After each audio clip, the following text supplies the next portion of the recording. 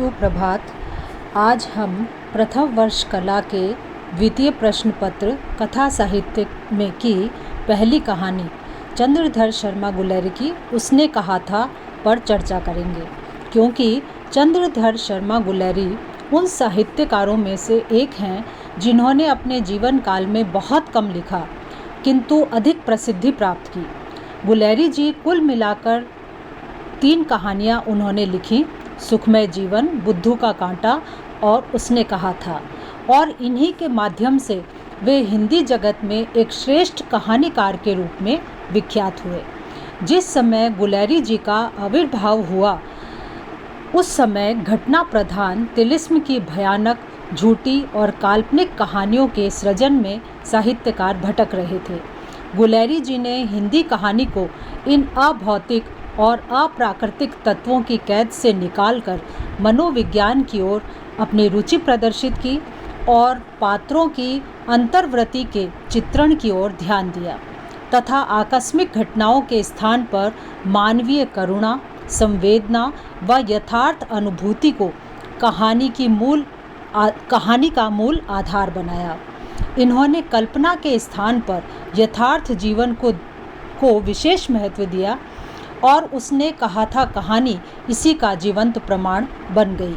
यह वह कहानी है जिसमें वीर पात्र लहना सिंह की साहसिकता, कर्तव्यपरायणता, वचन निर्वाह क्षमता और प्रत्यनुमति को रेखांकित करते हुए कहानी को नया रूप दिया। गुलेरी जी की कहानियाँ एवं निबंध गुलेरी ग्रंथावली के नाम से भी प्रकाशित है। प्रस्तुत कहानी के नायक लहना सिंह का किशोरावस्था में एक अपरिचित लड़की से मेलजोल बढ़ता है। इससे लहना सिंह के हृदय में उसके प्रति आकर्षण बढ़ जाता है। यह घटना पूर्व स्मृति का काम करती है तथा 25 वर्ष के बाद जब लहना सिंह उस लड़की से सूबेदारनी होरा के रूप में मिलते हैं तो वह पूर्व प्रेम पवित्र भावनाओं से आबद्ध हो जाता है। उसी का निर्वाह करने के लिए लहना सिंह मोर्चे पर बोधा सिंह का पूरा ध्यान रखता है और उसकी तथा सूबेदार हजारा सिंह की रक्षा करने में अपना बलिदान कर देता है। इस तरह ये प्रस्तुत कहानी का उद्देश्य आदर्श स्नेह प्रीति के निर्वाह का संदेश देना है। इस कहानी का उद्देश्य कर्तव्य निष्ठा का संदेश देना भी है। कथानायक लहना सिंह मोर्चे पर बोधा सिंह के प्रति अपने कर्तव्य का पूरा ध्यान रखता है। सूबेदार की अनुपस्थिति में वह भेदिया शत्रु का चालाकी से सामना करता है तथा शत्रुओं के आक्रमण का मुंह तोड़ जवाब भी देता है। उसकी कर्तव्य निष्ठा से शत्रुओं का आक्रमण विफल हो जाता है। तत्पश्चात बोधा सिंह और अन्य घायल साथियों को वह फील्ड अस्पताल में भिजवाकर स्वयं घायलावस्था में मोर्चे पर डटा रहता है।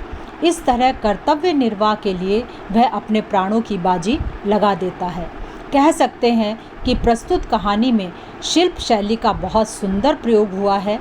कहानी का उद्देश्य मानवीय संवेदना और आदर्शाचरण को व्यक्त करना रहा है और कहानीकार को इसे संप्रेषित करने में पूर्ण सफलता मिली है।